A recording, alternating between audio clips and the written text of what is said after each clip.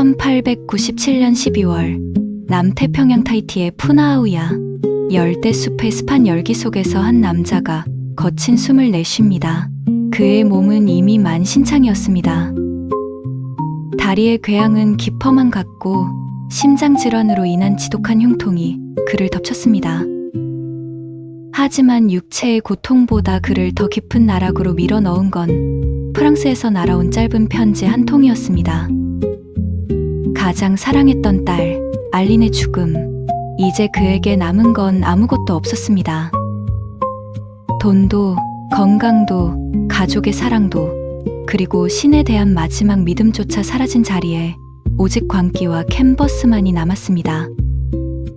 그는 거친 자루천을 이어붙였습니다. 가로 길이만 무려 4m. 이 거대한 화폭이 자신의 인생을 정리할 마지막 유언장이 될 것임을 예감하면서 작은 등불 아래서 그는 미친 듯이 붓을 휘둘렀습니다. 마지막 터치를 끝낸 순간 그는 망설임 없이 준비해둔 비소를 삼키고 죽음을 맞이하기 위해 홀로 숲속으로 기어 들어갔습니다. 도대체 무엇이 평범한 증권 브로커였던 그를 이토록 지독한 예술의 괴물로 만들었을까요? 그가 죽음의 문턱에서 세상에 던진 3가지 거대한 질문. 우리는 어디서 왔는가? 우리는 무엇인가? 우리는 어디로 가는가? 오늘 곰곰이의 책방에서 문명의 가면을 벗어 던지고 스스로 야만이 되길 선택했던 남자 폴 고갱의 잔혹하고도 찬란한 환상을 들여다봅니다. 구독과 좋아요 감사합니다.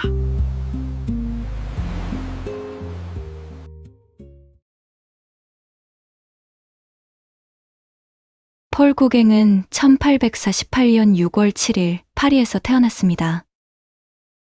아버지 클로피스 고갱은 신문사 르나시오날의 정치부 기자였습니다. 나폴레옹 3세를 비판하는 좌파 성향의 언론인이었죠.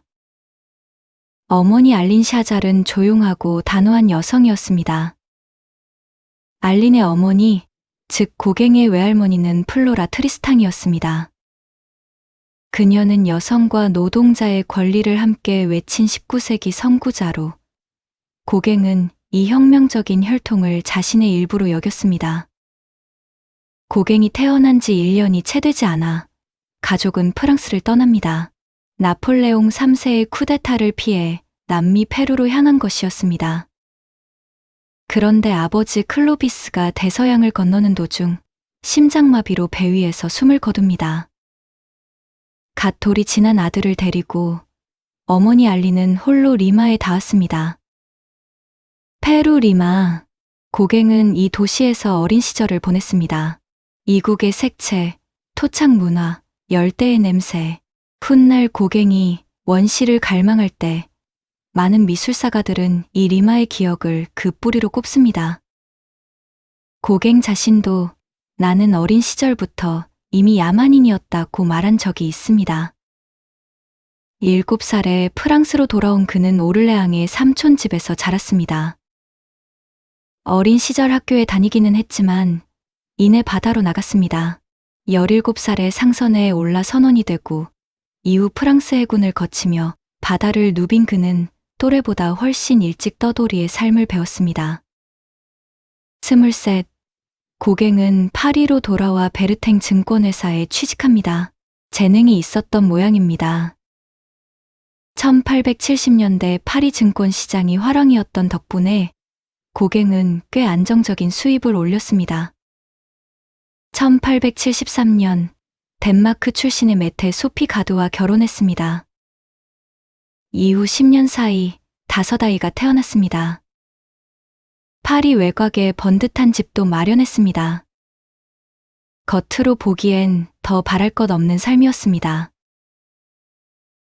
증권회사에서 일하던 고갱은 파리의 미술 인맥을 통해 카미유 피사로를 알게 되었고 그를 계기로 본격적으로 그림을 시작했습니다.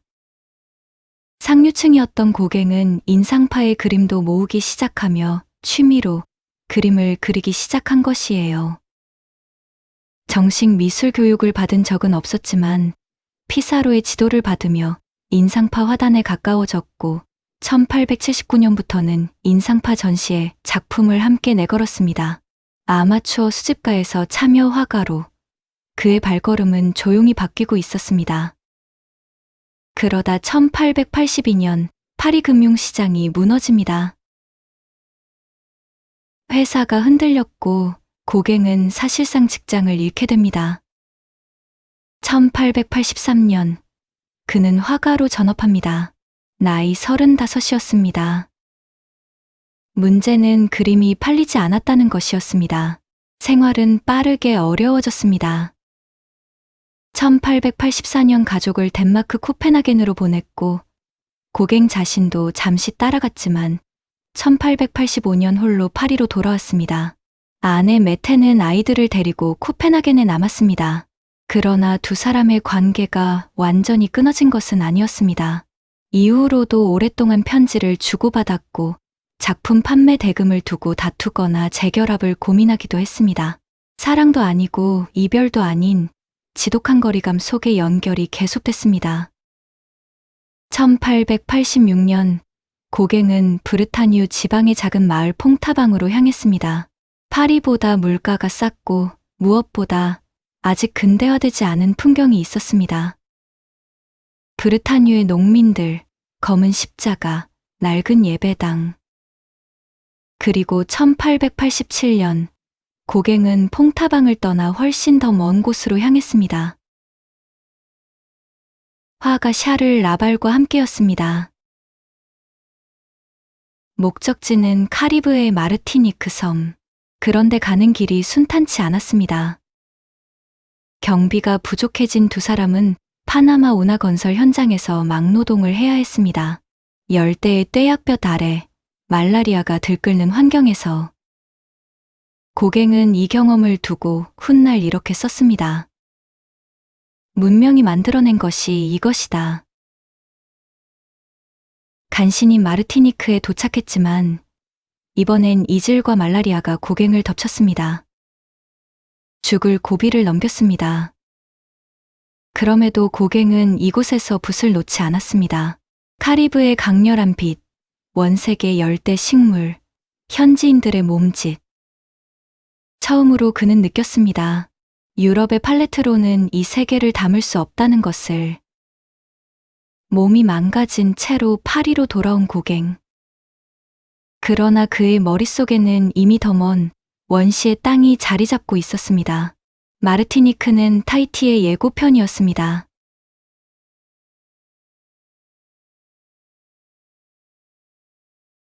(1888년) 도시 생활에 지친 고갱은 더 한적하고 저렴한 퐁타방으로 향했습니다.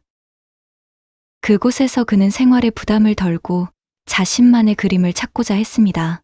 마르티니크에서 가져온 색채 감각을 브르타뉴의 풍경에 쏟아붓기 시작합니다.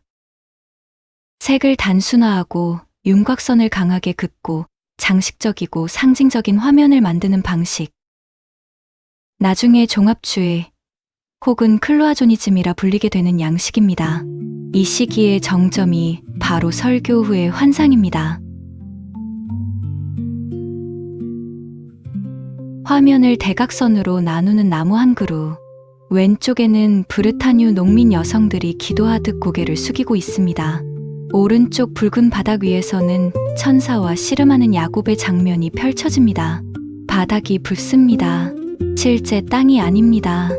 이것은 설교를 들은 여인들의 머릿속에서 펼쳐지는 환상입니다. 야곱과 천사의 씨름은 여인들이 떠올린 성경 속 장면입니다. 고갱은 현실의 여인들과 그 환상을 사과나무 기둥 하나로 나누면서도 같은 화면 안에 공존시켰습니다. 고갱은 선언하고 있었습니다. 그림은 눈에 보이는 것을 그리는 게 아니다. 마음속의 환상을 그리는 것이다. 이 작품으로 고갱은 인상주의와 완전히 결별했습니다. 인상주의가 빛과 순간을 포착하려 했다면 고갱은 매면과 상징을 향해 걸어갔습니다. 종합주의의 탄생이었습니다. 1888년 10월 고갱은 반고우의 간청을 받아들여 남프랑스 아를로 향했습니다. 두 사람의 인연은 반고우의 동생 태오를 통해서였습니다. 파리에서 화상으로 일하던 태오가 고갱의 작품을 팔아주면서 연결됐고, 반고우는 태오를 통해 고갱에게 편지를 보내며 알을 합류를 간청했습니다. 태오가 생활비를 지원해주겠다는 조건이었습니다. 경제적으로 빠듯했던 고갱으로서는 거절하기 어려운 제안이었습니다. 아를로 떠나기 직전 두 사람은 고우의 제안으로 서로의 자화상을 교환했습니다. 고갱이 고우에게 보낸 그림이 바로 이 작품입니다.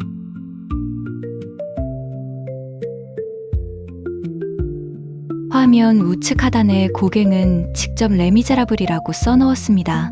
빅토르 위고의 소설 주인공 장발장, 법과 질서 밖으로 밀려났으나 고귀한 영혼을 지닌 인물. 고갱은 자신을 그 장발장에 빗댔습니다. 기성화단에서 인정받지 못하고 사회로부터 소외된 혁명적 예술가로 스스로를 규정한 것입니다.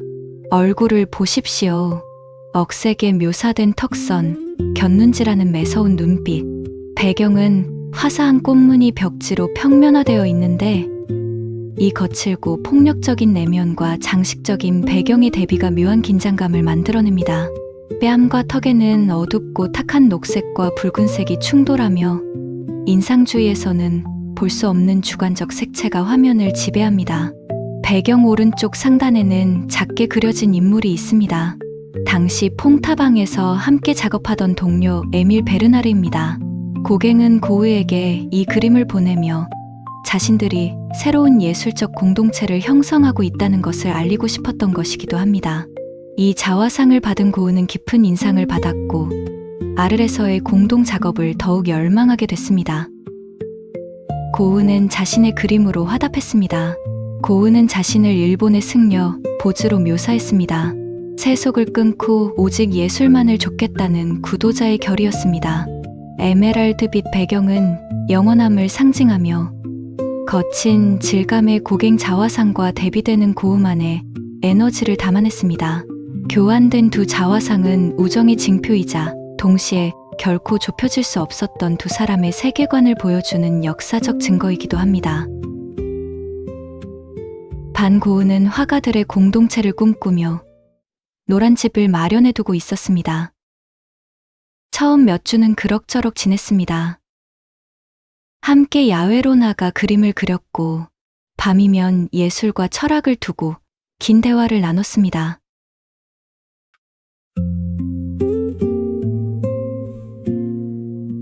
그림 속 반고우는 반쯤 감긴 눈으로 멍한 표정을 지은 채 해바라기를 그리고 있습니다. 고우는 이 초상화를 보고 이렇게 말했다고 전해집니다. 저것은 분명 나이긴 하지만 미쳐버린 나의 모습이다. 그는 깊은 불쾌감을 표했습니다. 구도를 보세요. 고갱은 동료인 고우를 위에서 아래로 내려다보는 시점으로 그렸습니다. 동등한 눈높이가 아닙니다. 당시 고갱이 스스로를 예술적으로 우위에 두고 고우를 바라보던 심리적 위치가 그대로 반영된 구도입니다. 그리고 한 가지 흥미로운 사실이 있습니다. 이 그림이 그려진 시기는 1888년 12월 한겨울이었습니다. 실제 해바라기가 피어있을 수 없는 계절이었습니다. 눈앞의 현실을 맹렬하게 그리던 고우와 달리 고갱은 기억과 상상으로 이 장면을 연출했습니다. 두 사람의 예술관이 얼마나 달랐는지를 이 그림 한 점이 보여주고 있습니다. 이 초상화가 완성되고 얼마 지나지 않아 두 사람의 동거는 파국을 맞았습니다. 두 사람은 근본적으로 달랐습니다. 고갱은 계획적이고 냉철했지만 반고우는 감정이 격했고 즉흥적이었습니다. 그림을 보는 방식도 달랐습니다. 반고우는 눈앞의 자연과 색채에서 생명력을 찾으려 했고, 고갱은 기억과 상상, 상징을 더 중시했습니다. 서로의 작업에 간섭했고 생활 습관과 작업 태도까지 부딪혔습니다. 9주 동안 긴장이 쌓여가다 고갱은 먼저 떠나겠다고 선언했습니다. 반고우는 필사적으로 만류했습니다. 그 긴장이 결국 12월 23일 밤 폭발했습니다. 고갱은 그날 밤 숙소를 나가 근처 호텔에서 잤습니다. 고갱과의 파국 직후 극심한 불안 속에서 혼자 남은 반고은은 연도칼로 자신의 귀를 잘랐습니다. 다음 날 아침 고갱이 돌아와 보니 고우가 귀에서 피를 흘리며 누워 있었습니다.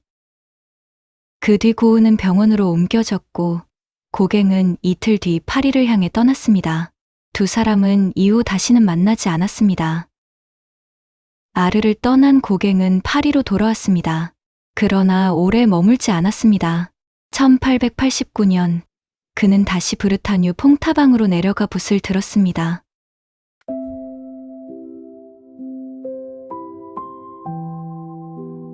이 작품의 출발점은 의외로 소박한 곳이었습니다. 고갱은 브르타뉴 지방의 작은 트레말로 예배당에서 17세기 나무로 만든 십자가상을 발견합니다. 정교하거나 화려하지도 않은 투박한 민속 조각이었지만 그 안에서 그는 오히려 문명에 물들지 않은 원형적인 신앙의 모습을 보게 됩니다. 그리고 그 인상이 바로 이 그림으로 이어집니다. 화면에서 가장 먼저 눈에 들어오는 것은 십자가에 매달린 그리스도의 몸을 뒤덮은 강렬한 노란색입니다. 이 색은 자연의 빛을 그대로 재현하려는 인상주의의 방식과는 전혀 다릅니다. 고갱에게 이 노란색은 브르타뉴 가을 들판의 황금빛이자 그곳에서 살아가는 농민들의 고된 삶, 그리고 예수의 고난이 겹쳐진 상징입니다. 즉, 그는 눈에 보이는 색이 아니라 의미를 담은 색을 선택한 것입니다. 이제 시선을 아래로 내려보면 그리스도의 발치에 모여 기도하는 여인들이 보입니다. 그들은 성경 속 예루살렘의 인물이 아닙니다. 19세기 브르타뉴 지방의 전통 의상을 입은 평범한 농민들입니다. 고갱은 서로 다른 시대를 과감하게 겹쳐놓습니다. 성경 속 사건을 현재의 농촌 풍경 속에 끌어들인 것이죠. 이는 신성한 사건이 먼 과거의 이야기가 아니라 지금 이곳에서도 함께 존재하고 있다는 선언과도 같습니다. 표현 방식 또한 당시로서는 매우 혁신적이었습니다. 인물은 굵고 검은 윤곽선으로 또렷하게 구분되고 그 안은 명암 없이 평평한 색으로 채워져 있습니다. 이러한 방식은 중세 스테인드 글라스나 칠보공예에서 영향을 받은 클로아조니즘이라 불리는 기법입니다. 고갱은 전통적인 원근법과 입체 표현을 과감히 버리고 회화를 선과 생면 중심의 장식적 언어로 바꾸어 놓았습니다. 한편 일부 미술사가들은 이 그리스도의 얼굴에서 고갱 자신의 모습을 읽어내기도 합니다. 당시 그는 화단에서 인정받지 못한 채 예술가로서 깊은 고독과 고통을 겪고 있었습니다.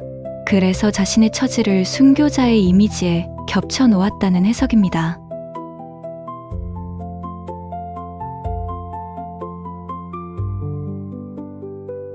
이 작품은 조금 특별한 탄생 과정을 가지고 있습니다.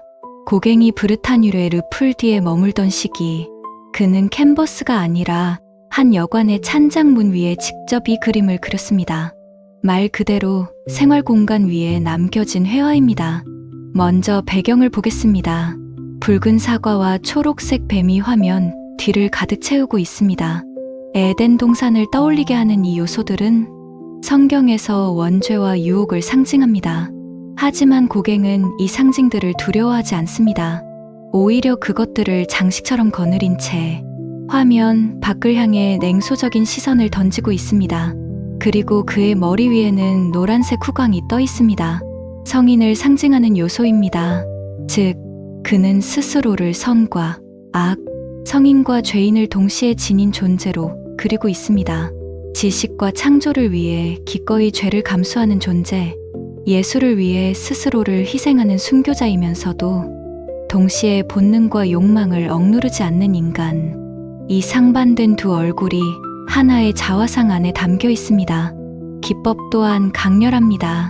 붉은색과 노란색으로 극단적으로 나뉜 배경은 현실의 공간이 아니라 작가의 내면을 드러내는 심리적 공간입니다. 원근법은 완전히 사라지고 형태는 굵은 윤곽선 안에 갇힌 채 평면적인 색으로 채워집니다. 이러한 표현은 클로아조니즘 기법이 극대화된 형태로 인물조차 하나의 상징적인 기호처럼 보이게 만듭니다. 이 작품은 반고흐와의 비극적인 결별 직후 고갱이 심리적으로 크게 흔들리던 시기에 제작되었습니다. 그래서 이 자화상은 그의 고통과 동시에 예술가로서의 오만과 고독을 함께 드러내고 있습니다. 그리고 같은 해 1889년 파리 만국박람회에서 고갱은 결정적인 장면을 목격합니다. 자바 섬의 춤, 이국적인 조각들, 비유럽 문화의 색채와 형태. 고갱은 확신했습니다. 자신이 찾는 것은 유럽 바깥에 있다고. 타히티라는 이름이 그의 머릿속에 선명하게 새겨진 건 이 즈음이었습니다.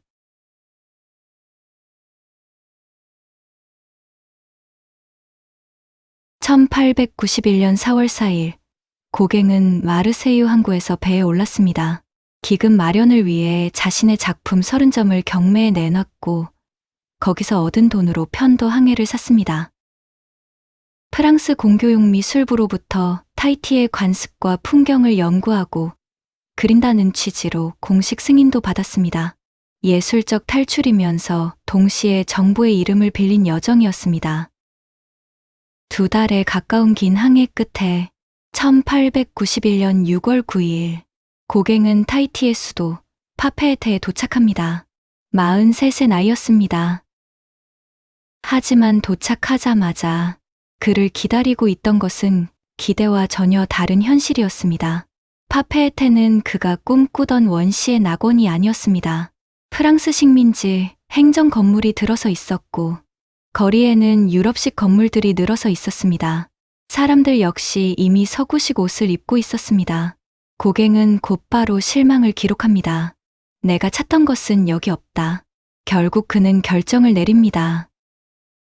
도시를 떠나 섬 남쪽 내륙의 작은 마을 마타이아로 들어갑니다. 그곳에서 비로소 그가 바라던 풍경이 눈앞에 펼쳐집니다. 코코야자 나무, 붉은흙, 강렬하게 쏟아지는 빛, 그리고 깊고 선명한 파란 하늘. 하지만 여기서 한 가지는 분명히 짚고 넘어가야 합니다. 고갱이 그린 타히티는 실제의 타히티와 완전히 일치하지 않습니다. 이미 파페에테의 여성들이 서구식 옷을 입고 있었음에도 그는 자신의 그림 속에서 그들을 전통 의상이나 나체의 모습으로 그려냅니다. 현실을 기록한 것이 아니라 자신이 믿고 싶었던 이미지를 더 씌운 것입니다. 고갱에게 타히티는 장소가 아니라 하나의 관념이었습니다. 탈출을 꿈꾸며 도착했지만 그가 마주한 것은 결국 또 다른 형태의 환상이었습니다. 그래서 이 이야기는 단순한 여행기가 아닙니다. 탈출과 환상 사이에서 끊임없이 흔들리는 한 예술가의 기록입니다. 그러던 중 마타이아의 한 가족이 고갱에게 테아아마나를 소개합니다. 고갱은 가족의 동의를 얻어 그녀와 함께 살기 시작했습니다. 그는 자신의 회고록 노아노아의 이 만남을 기록했습니다. 테아아마나의 나이는 13살. 당시 타히티에서 유럽인 남성과 현지 여성의 동거, 즉 바인의 관계는 낯선 관습이 아니었습니다. 테아아마나는 고갱과 약 1년여를 함께 살았고 고갱의 아이를 임신했다는 설도 있지만 기록은 침묵합니다. 그녀는 고갱이 떠난 후 현지 남성과 결혼해 가정을 꾸렸습니다. 하지만 오늘의 시선으로 볼 때 43세 남성과 13살 소녀의 관계는 분명 문제적입니다. 고갱의 화려한 기록 이면에는 테아아마나라는 개인의 목소리가 철저히 지워져 있습니다. 우리의 목적은 이 관계를 도덕적으로 재판하는 것이 아닙니다. 고갱이 그녀를 통해 어떤 타히티를 상상했고 그 환상이 어떻게 작품으로 구현되었는지를 읽어내는 데 있습니다. 타히티에서의 시간은 고갱 생의 가장 폭발적인 시기였습니다. 1891년부터 1893년 단 2년 사이에만 70여 점의 회화를 쏟아내며 그는 자신의 낙원을 캔버스 위에 끊임없이 건설해 나갔습니다.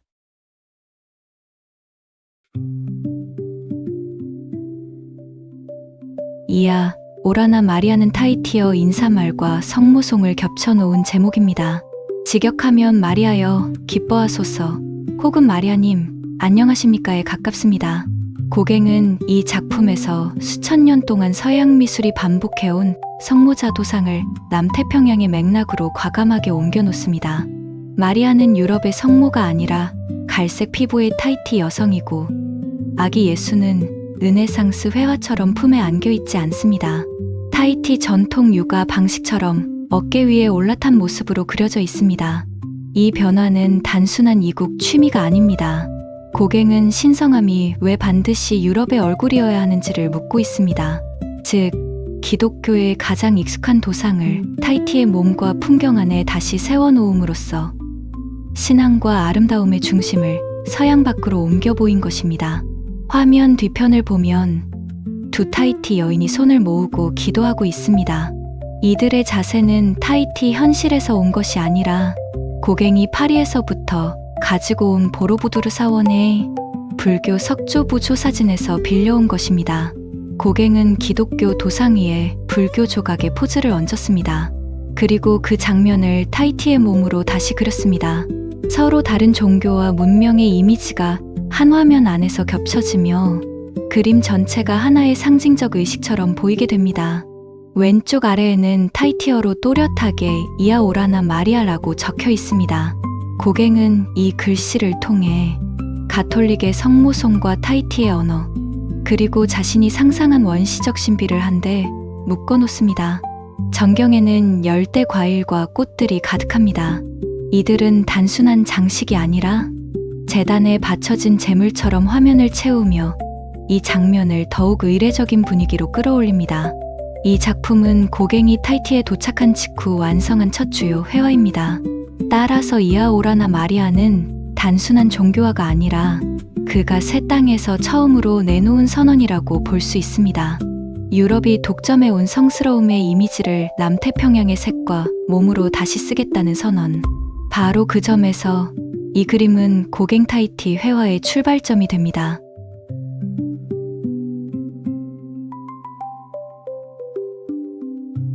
해변에 두 명의 여인이 앉아 있습니다. 그런데 이 두 사람의 옷차림이 미묘하게 다릅니다.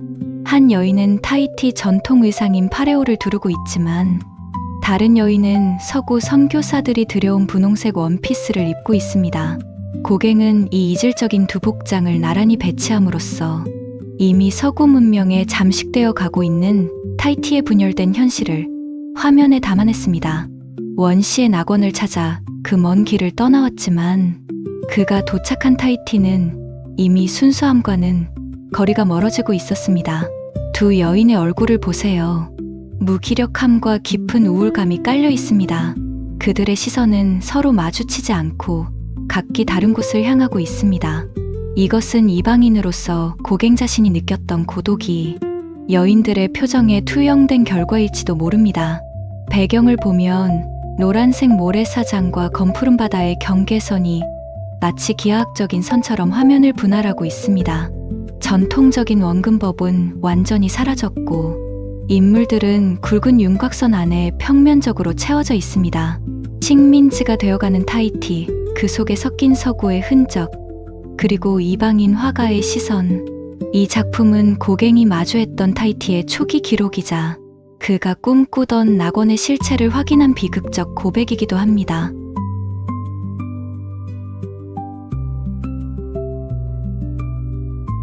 이 작품의 제목은 타히티어로 망고를 든 여인이라는 뜻인 바인의 노테비입니다. 모델은 고갱의 타히티 시절을 상징하는 테아마나로 추정됩니다. 그녀는 전통 의상인 파레오를 두른 채 당당하고 자연스러운 자세로 서서 손에는 노란 망고를 들고 있습니다. 고갱은 이 망고를 성경 속 이브의 사과를 대신하는 열대 과일로 치환했습니다. 순수함과 관능적인 유혹을 동시에 담은 그만의 새로운 낙원 상징입니다. 인물의 형태를 주목해 보세요. 얼굴은 투박하고 선은 굵게 처리되었고 어깨와 팔의 볼륨은 서양 미술의 전통적인 비례를 완전히 벗어나 있습니다. 마치 단단한 나무로 깎아낸 조각상처럼 육중한 무게감이 느껴집니다. 배경의 노란색, 붉은색, 짙은 녹색은 원근법 없이 평면적인 색면으로 칠해져 있습니다. 고갱은 이 작품에서 캔버스를 단순히 풍경을 담는 창문이 아니라 하나의 거대한 이국적 도상으로 변모시켰습니다. 그가 타히티에서 구현하고자 했던 원시주의가 어떤 조형적 언어로 완성되었는지를 가장 명확하게 보여주는 작품입니다.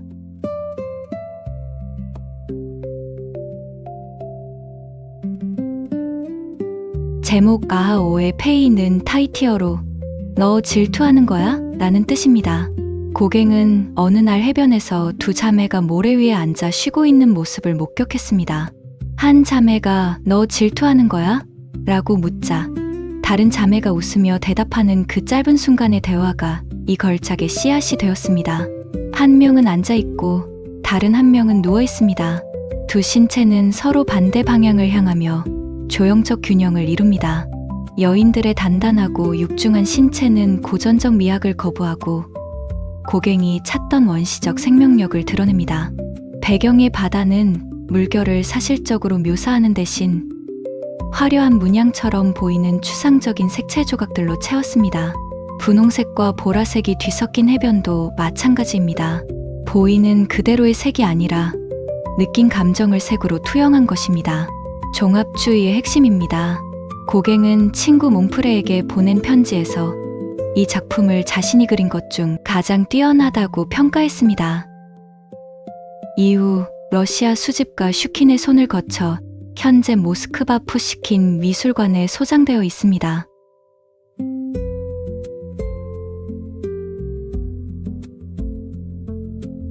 이 작품의 제목은 타히티어로 너 언제 결혼하니? 라는 뜻의 나페아 파아 이포이포입니다.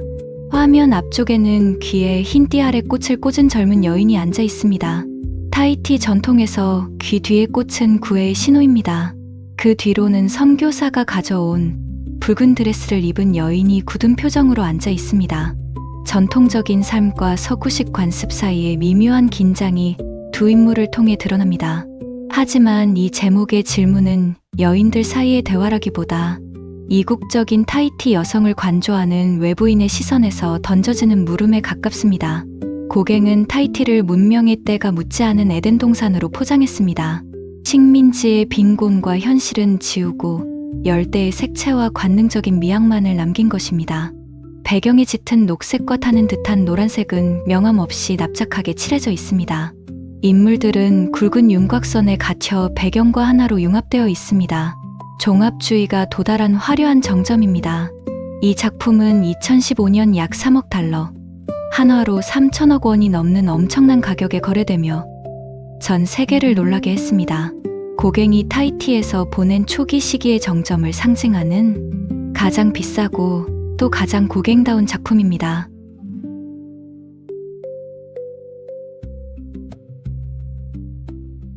침대 위에 엎드려 누운 소녀가 있습니다. 몸은 경직되어 있고 눈빛에는 분명한 두려움이 서려 있습니다. 화면 왼쪽 어둠 속에는 검은 옷을 입은 기묘한 형상이 앉아 있습니다. 이 존재가 바로 타히티에서 망자의 혼령을 뜻하는 투파파우입니다. 고갱은 이 장면의 탄생 배경을 자신의 회고록 노아노아에서 직접 설명했습니다. 밤늦게 집에 돌아왔을 때 어둠 속에 혼자 있던 테아아마나가 극심한 공포에 사로잡혀 있었다는 것입니다. 타히티 사람들에게 밤의 어둠은 단순한 어둠이 아니었습니다. 유령이 출몰하는 시간, 곧 보이지 않는 존재가 살아나는 시간이었습니다. 고갱은 바로 그 순간의 공포를 붙잡아 눈에 보이는 육체와 보이지 않는 혼령을 한 화면 안에 함께 넣었습니다. 이 작품은 자주 마네의 올랭피아와 비교됩니다. 당당하게 관객을 마주보던 파리의 여인과 달리 테아아마나는 얼굴을 돌리고 등을 보인 채 공포에 얼어붙어 있습니다. 서구 미술이 익숙하게 다뤄온 에로티시즘은 이 작품 안에서 원시적 두려움으로 바뀝니다. 욕망의 장면 같지만 실제로는 불안과 위협의 장면인 셈입니다. 분위기를 결정하는 것은 형태보다 색채입니다. 배경을 짓누르는 불길한 보라색, 침대 시트의 차가운 노란색, 허공을 떠도는 듯한 푸른빛 꽃들. 고갱은 자연스러운 빛을 묘사하기보다 충돌하는 색면만으로 소녀의 내면 공포를 직조해냈습니다. 그래서 이 그림은 한눈에 보기에도 편안하지 않고 볼수록 더 불안하게 다가옵니다. 고갱 자신도 이 작품을 매우 중요하게 여겼습니다. 그가 이 그림을 자신의 가장 핵심적인 타이티 작품들 가운데 하나로 꼽은 이유는 이 장면 안에 타이티의 믿음, 자신의 환상, 그리고 인간의 원초적 두려움이 모두 들어있기 때문일 것입니다.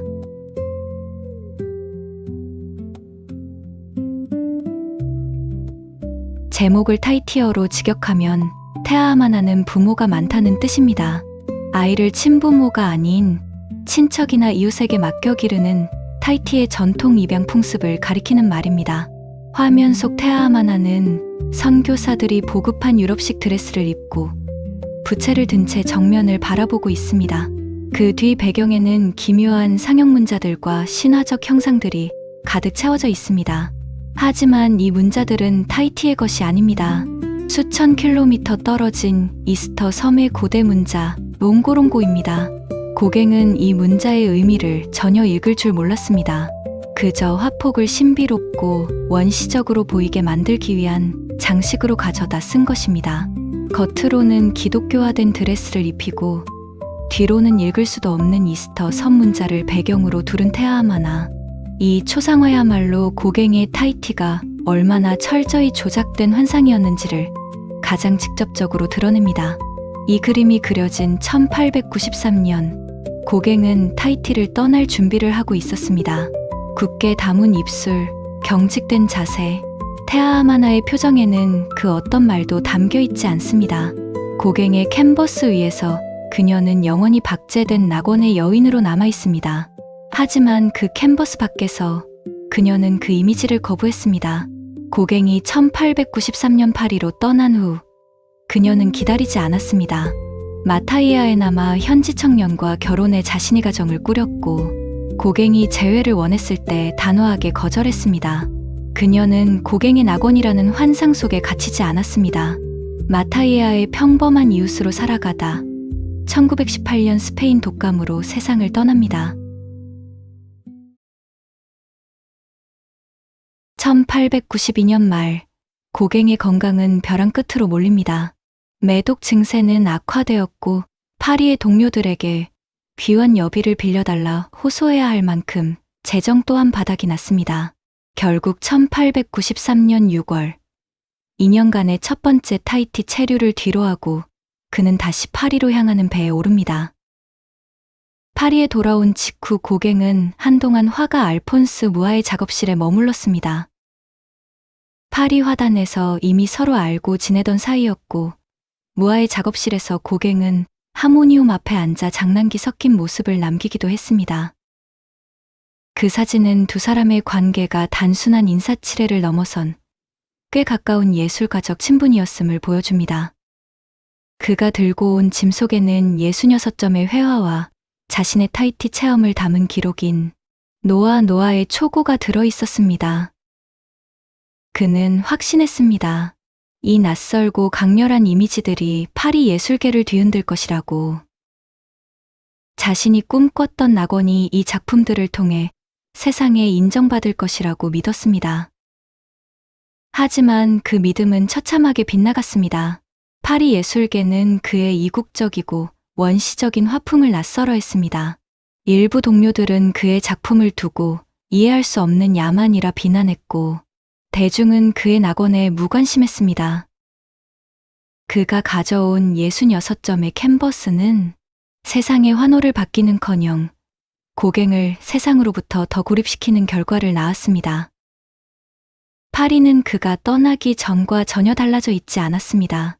그의 낙원은 오직 그의 캔버스 안에서만 존재할 뿐이었습니다. 기대와 달리 그의 작업은 순탄하게 자리를 잡지 못했고 생활도 늘 불안정했습니다. 그 무렵 외삼촌 이시도르 고갱이 세상을 떠나며 유산을 남겼고 고갱은 그 돈을 바탕으로 몽파르나스에 작업실을 마련했습니다. 그는 벽에 타이티 풍경 사진을 붙이고 직접 가져온 타이티 직물로 공간을 꾸몄습니다. 매주 목요일이면 화가와 시인들을 불러 살롱을 열었고 문명에서 벗어난 신비로운 이방인 타이티에서 온 예술가라는 이미지를 스스로 적극적으로 연출했습니다. 1893년 11월, 마침내 뒤랑뮤엘 갤러리에서 타이티 작품 40여 점이 걸린 전시회가 열렸습니다. 시인 스테판 말라르메와 조각가 오기스트 로댕이 전시장을 찾아 깊은 인상을 받았다고 전해집니다. 하지만 그 화려한 찬사가 판매로 이어지지는 않았습니다. 작품은 거의 팔리지 않았습니다. 고갱이 공들여 쌓아 올린 타이티의 낙원은 파리 예술계의 낯설고 이질적인 풍경으로 남을 뿐이었습니다. 고갱의 화려한 퍼포먼스 뒤로 차가운 현실이 다시 그를 덮쳐오고 있었습니다. 그리고 이 시절 고갱이 곁에는 낯선 인물이 하나 있었습니다. 안나 더 자바니스. 출신은 자바 혹은 말라바르라고 알려져 있을 뿐 그녀에 대해 알려진 정확한 정보는 없습니다. 고갱은 파리에서 만난 20대 소녀를 곁에 두었습니다. 타이티에서 돌아온 지 얼마 되지 않아 또 다른 이국의 존재를 곁에 둔 것이었습니다. 1894년 봄, 고갱은 다시 브르타뉴 퐁타방을 찾았습니다. 안나도 함께였습니다. 그런데 콩카르노 항구에서 예상치 못한 사건이 터집니다. 현지 선원들과 벌어진 시비가 걷잡을 수 없이 커졌고 고갱은 발목이 심하게 골절되는 중상을 입었습니다. 고갱이 바닥에 쓰러져 꼼짝 못하는 그 짧은 사이, 안나는 그를 버리고 파리로 도망쳐버렸습니다. 그냥 떠난 것이 아니었습니다. 고갱의 작업실을 털어 귀중품과 돈을 몽땅 챙겨 사라졌습니다. 하지만 그녀는 그의 타이티 작품들만큼은 단 하나도 건드리지 않았습니다. 아마 그녀조차 알고 있었던 모양입니다. 고갱의 그 낙원은 파리에서 아무런 가치도 없는 물건이라는 사실을. 안나가 돈과 귀중품을 훔쳐 달아난 뒤 고갱의 생활은 더 깊은 궁핍으로 떨어졌습니다. 타이티 작품들은 남아 있었지만 파리에서 그를 기다린 것은 성공이 아니라 생활의 붕괴였습니다. 그가 연출했던 타이티에서 온 예술가라는 가면이 가장 비참한 방식으로 벗겨지는 순간이었습니다. 고갱은 결심했습니다. 다시 타이티로 돌아가겠다고. 1895년 3월, 고갱은 두 번째이자 마지막 타이티행 배에 올랐습니다. 이번엔 진짜로 돌아오지 않을 작정이었습니다. 하지만 두 번째 타이티 체류는 첫 번째와 달랐습니다. 발목의 상처는 낫지 않았고 매독 증세는 더욱 깊어졌습니다. 병마는 그를 끈질기게 갉아먹었습니다. 경제적인 빈곤도 그를 떠나지 않았습니다. 테아아마나는 이미 다른 남자와 결혼해 있었고 재회를 거부했습니다. 고갱은 이웃집 딸 파호라 아타이를 세바이네로 맞았습니다. 그녀는 겨우 14살이었습니다. 두 사람 사이에서 딸 하나와 아들 하나가 태어났지만 첫 딸은 1897년 세상을 떠났습니다. 아들은 파우라가 직접 키웠고 그의 후손들은 이후에도 타이티에 남았습니다. 1901년 고갱이 마르키즈로 떠날 때 파우라는 타이티의 가족 곁을 떠나지 않았습니다.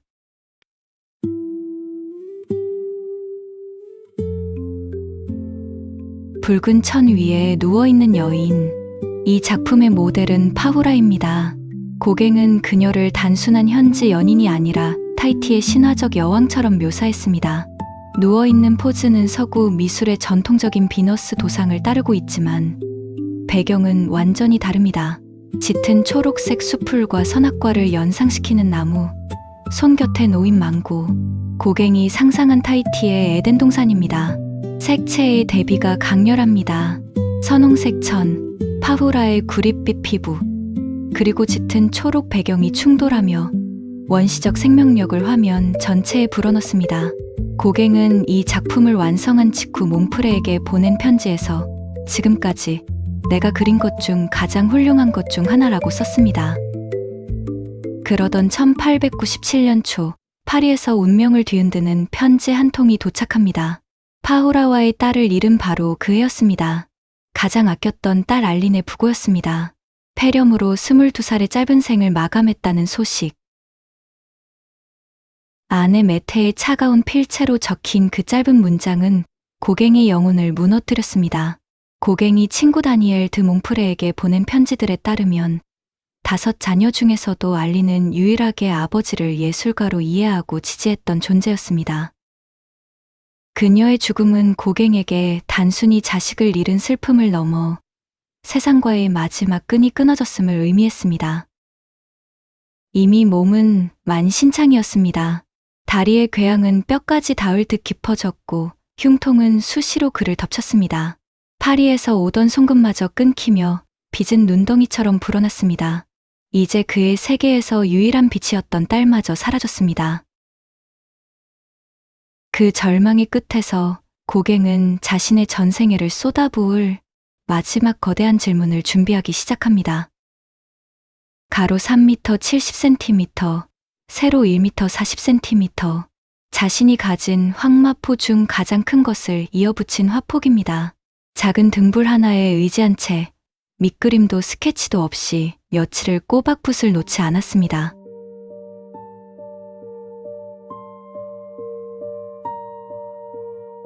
오른쪽에서 왼쪽으로, 탄생에서 죽음으로 흘러가는 구성입니다. 오른쪽 끝, 잠든 갓난아기, 생명의 시작입니다. 우리는 어디서 왔는가? 화면 중앙, 두 팔을 뻗어 과일을 따는 청년, 선택하고 행동하며 살아가는 존재입니다. 주변 인물들은 서로 교류하지 않은 채 각자의 세계 속에 고립되어 있습니다. 우리는 무엇인가? 화면 왼쪽 끝, 두 손으로 얼굴을 감싸 쥔 채 웅크린 높아 다가오는 죽음 앞에선 인간의 모습입니다. 그 발치에는 낯선 흰새 한 마리가 있습니다. 고갱은 이 새를 두고 무의미한 말을 상징한다고 설명했습니다. 그 뒤로는 푸른 타이티 신상이 침묵 속에 서 있습니다. 이승 너머 인간이 도달할 수 없는 영역입니다. 우리는 어디로 가는가? 화면 상단에는 고갱이 직접 프랑스어로 새긴 3개의 질문이 남아 있습니다. 우리는 어디서 왔는가? 우리는 무엇인가? 우리는 어디로 가는가? 금빛 모서리에 적힌 제목과 서명은 이 작품이 단순한 그림이 아니라 자신의 삶을 정리하는 하나의 선언이었음을 보여줍니다. 그리고 훗날 이 그림에 대해 이렇게 남깁니다. 이보다 더 나은 작품을 그릴 수도, 이와 같은 작품을 다시 만들 수도 없다. 이 그림은 하나의 질문입니다. 그리고 동시에 끝내 답할 수 없는 인간 존재에 대한 기록입니다. 마지막 터치를 끝낸 순간 그는 준비해둔 비소를 삼켰습니다. 그리고 죽음을 맞이하기 위해 홀로 숲속으로 기어 들어갔습니다. 그러나 죽음은 그를 데려가지 않았습니다. 너무 많은 양을 한꺼번에 삼킨 탓에 구토가 일어났습니다. 그는 밤새 혼자 숲에서 뒹굴었습니다. 차가운 새벽 이슬을 맞으며 동이 틀 무렵 고갱은 혼자 산에서 내려왔습니다. 살아남은 것이었습니다. 원해서가 아니라 죽지 못해서. 자살 시도 이후 고갱의 삶은 오히려 조용해졌습니다. 그러나 그는 여전히 살아 있었고 그렇기에 계속 그릴 수밖에 없었습니다. 1901년 고갱은 타히티도 떠났습니다. 더 멀리, 더 고립된 곳을 원했습니다. 그가 선택한 곳은 마르키즈 제도의 히바와 섬이었습니다. 타히티에서 배로 며칠을 더 가야 하는 당시로선 거의 세상 끝에 가까운 곳이었습니다. 고갱은 이곳에 직접 집을 지었습니다. 그리고 그 집의 문 위에 하나의 이름을 새깁니다. 메종 디 주이르, 쾌락의 집.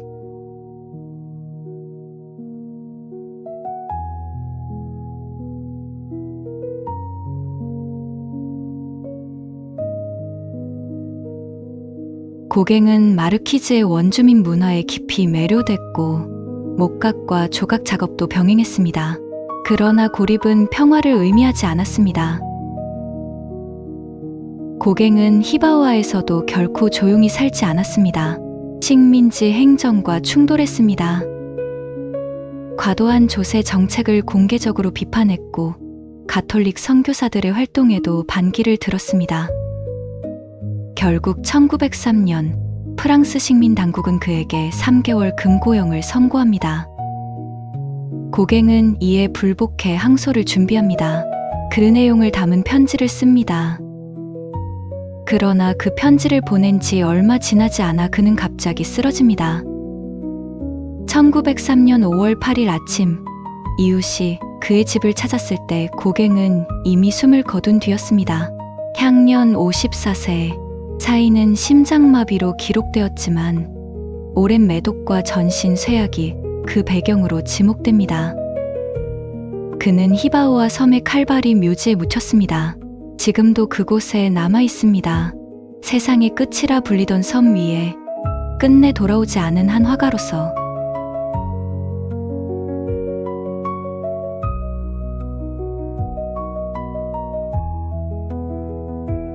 새 인물이 등장합니다.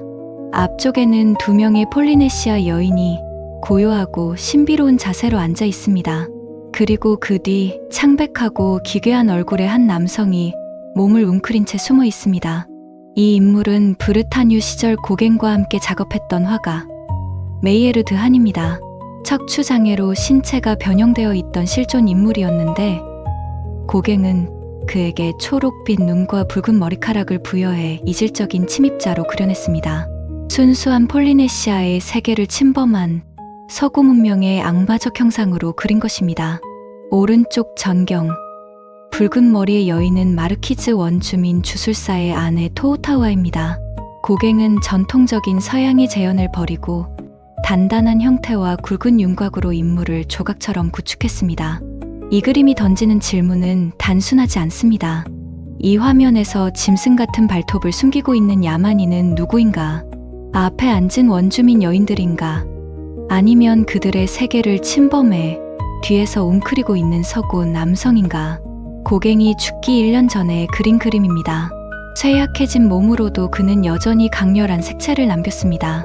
그러나 그의 죽음 당시 히바우아의 선교사와 백인 정착민들에게 그는 낯설고 괴팍한 이방인에 불과했습니다. 작품들은 방치되었고 일부는 이미 훼손된 상태였습니다. 그가 세상을 바꾼 화가였다는 것을 세상은 그가 죽고 나서야 알기 시작했습니다.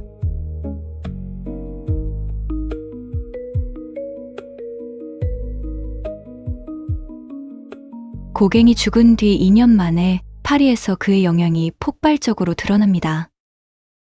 1905년 살롱 도톤에서 마티스, 드랭, 블라멩크 같은 젊은 화가들이 강렬한 색과 단순한 형태의 그림을 내세웠고 비평가 루이 보셀이 그들을 두고 도나텔로가 야수들 가운데 있구나라고 비꼬면서 야수파라는 이름이 생겼습니다. 이 흐름에는 고갱의 영향이 분명히 있었습니다. 마티스는 고갱에게서 색을 감정처럼 쓰는 방식, 윤곽선을 단순화하는 태도를 배웠습니다. 피카소 역시 1906년 이후 아프리카 이베리아 조각의 형태에서 영감을 받으며 새로운 조형 언어를 탐구했습니다. 입체주의의 형태적 기틀은 세잔이 마련했지만 고갱은 서양 미술이 서양 밖을 진지하게 바라보기 시작한 그 흐름에서 가장 이른 선행자 중 하나였습니다. 표현주의 역시 뭉크와 키르이너 같은 화가들을 통해 고갱이 열어놓은 강한 색채와 감정의 왜곡을 이어받았습니다. 고갱이 죽고 1년 뒤인 1904년 파리에서 그의 회고전이 열렸습니다. 이번엔 달랐습니다. 젊은 화가들이 전시장을 가득 채웠고 작품들은 팔렸습니다. 고갱이 생전에 그토록 원했던 인정이 그가 세상을 떠난 뒤에야 찾아왔습니다. 하지만 여기서 꼭 짚어야 할 점이 있습니다.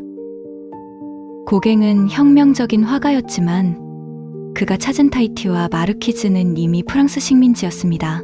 그는 식민지 지배가 만들어 놓은 조건 속에서 원시성을 발견했고 유럽인의 시선으로 그 세계를 해석했습니다. 그리고 여기에 고갱이 끝내 보지 못한 모순이 있습니다. 그는 문명을 거부했습니다. 그러나 정작 자신이 그 문명의 특권 위에 서 있다는 사실은 깨닫지 못했습니다. 오늘날의 평가는 두 갈래입니다. 하나는 고갱이 20세기 현대미술의 문을 연 혁명가였다는 점이고 다른 하나는 그 혁명이 식민주의와 권력 불균형 위에서 이루어졌다는 점입니다. 그 성취는 지금 식민주의의 그림자까지 함께 읽어야 완성됩니다. 우리는 어디서 왔는가는 1898년 파리에서 처음 전시된 후 1936년 보스턴 미술관이 구입했습니다. 지금도 그 자리에 있습니다. 타히티의 황마포 위에 그려진 한 남자의 마지막 유언이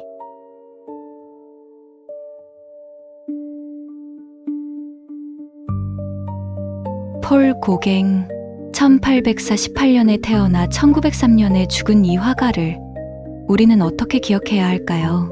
그는 분명 천재였습니다. 색을 다루는 감각도, 그림이 무엇을 할 수 있는지 끝까지 밀어붙인 집요함도 자신의 시대를 훌쩍 앞서 있었습니다. 야수파, 입체주의, 표현주의, 20세기 미술의 굵직한 흐름들은 그의 어깨 위에 서 있습니다. 하지만 동시에 그는 불편한 인간이었습니다. 가족을 떠났고 권력의 불균형 위에서 욕망을 채웠으며 자신의 삶을 하나의 신화로 만들어 팔았습니다. 그 신화 속에서 가려진 이름들, 메테, 테아아마나, 파후라, 그리고 이름 없는 타히티 여성들은 오랫동안 충분히 불리지 못했습니다. 그래서 고갱은 지금도 논쟁 중인 화가입니다. 정답이 정해진 인물이 아니라 볼 때마다 다른 질문을 남기는 화가, 어쩌면 그것이야말로 그를 가장 정직하게 기억하는 방식일지도 모릅니다. 히바오와 섬의 집 문 위에 고갱은 이런 글귀를 새겼습니다. 사랑하라. 그러면 행복할 것이다. 문명을 버리고 원시를 찾아 떠났던 남자. 세상 끝 섬의 문 위에 남긴 그 문장이 자기 자신에게 한 말이었는지 아니면 세상을 향한 말이었는지는 알 수 없습니다. 다만 분명한 것은 하나입니다. 그 문 너머에서 그는 죽는 날까지 그림을 그렸습니다. 그러나 고갱을 오늘 기억한다는 것은 그가 끝까지 붙들었던 색만이 아니라 그 색이 가려버린 얼굴들까지 함께 바라보는 일일 것입니다.